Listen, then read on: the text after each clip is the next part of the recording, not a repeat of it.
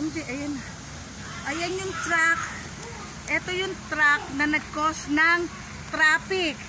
Itong truck na to, nag-cause ng traffic na mula Malolos na ngayon ay nasa Santo Niño, Plaridel na. Taken R na cause of delay. Yan. Yan yung truck na sinasabi ko po kanina sa inyo na nasakop yung southbound and northbound going Plaridel.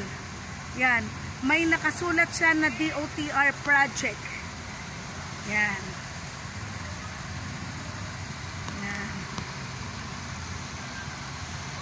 Yan. Yan po yung truck na nag-cause of delay for the project, to give way the project ng DOTR.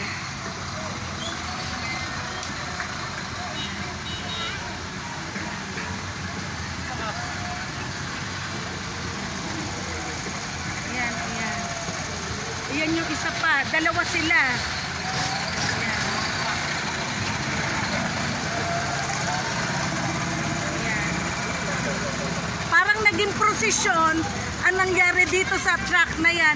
Kuya, para saan po yan? Saan po gagamitin yan, kuya? Ayan. Tinanong natin sila.